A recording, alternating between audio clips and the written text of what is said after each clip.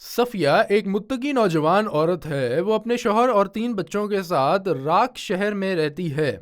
ان کے پڑوسی میں ایک چھوٹا بچہ رہتا ہے جس کے والدین کا انتقال ہو چکا تھا اور اب وہ اپنے ظالم چچا کی تحویل میں تھا۔ اس کے چچا اسے کھانے کے لیے بچا کچا کھانا دیتا، پہننے کے لیے پرانے کپڑے دیتا اور اپنی گاڑی دھونے اور گھر کی صفائی کرنے پر مجبور کرتا۔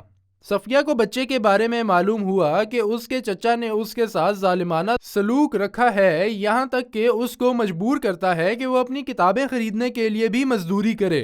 وہ اس کے لیے غمگین تھی اور اس لیے وہ روزانہ اس کے چچا کو خبر کے بغیر اسے دوپہر اور رات کا کھانا بھیجتی۔ مزید یہ کہ جس وقت اس کے چچا گھر پر نہ ہوتے تو صفیہ اسے نماز اور قرآن کی تلاوت کا درس دیتی۔ آپ صلی اللہ علیہ وآلہ وسلم کا یہ قول اسے ہمیشہ یاد آتا تھا کہ جو کوئی یتیم کے سر پر پیار سے ہاتھ رکھے گا، اللہ تعالیٰ اسے ہر اس بال کے بدلے ایک نیکی دے گا جو اس کے ہاتھ کے نیچے آئے۔ 5 سال بعد صفیہ کے شوہر نے ملازمت پر تبادلے کی وجہ سے ایک نئی جگہ منتقل ہونے کا فیصلہ کیا۔ وہ رو رہی تھی جب اسے اس یتیم لڑکے کو رخصت کرنا پڑا اور اللہ سے دعا کی کہ وہ اسے سلامت رکھے، اور پھر اس نے اسے اپنا فون نمبر دیا اور اسے کہا کہ جب بھی اسے ضرورت محسوس ہو وہ اسے کال کرے۔ لڑکے کو دکھ تھا کہ وہ اچھی عورت ہے جو اسے ماں کی طرح پیار کرتی تھی اور وہ اس سے دور ہو رہی تھی۔ صفیہ ہر رات نمازوں میں اس بچے کی عافیت اور سلامتی کی دعا کرتی تھی۔ دن گزرتے گئے اور 15 سال بعد صفیہ کے 3 بچوں کی شادی ہو گئی اور اس کے شوہر کا انتقال ہو گیا۔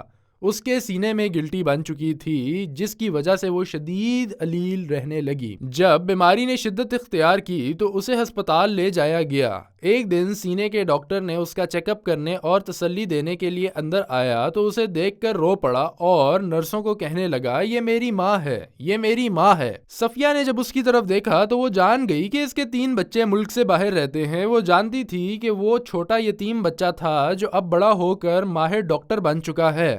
اللہ تعالیٰ نے اسے معاوضہ دیا اور اس کے تمام حقوق بشمول ان کے چچا کی وراثت کے ساتھ واپس کر دیے جس کا انتقال ہو گیا تھا اور ان کی کوئی اولاد نہیں تھی۔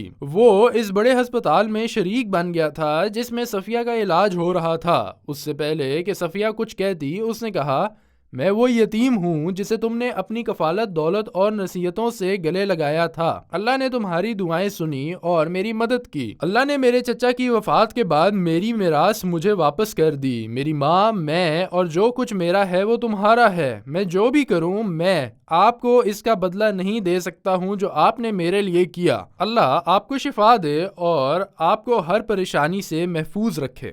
قل اللهم مالك الملك تؤتي الملك من تشاء وتنزع الملك ممن تشاء وتعز من تشاء وتذل من تشاء بيدك الخير إنك على كل شيء قدير تولج الليل في النهار وتولج النهار في الليل وتخرج الحي من الميت وتخرج الميت من الحي وترزق من تشاء بغير حساب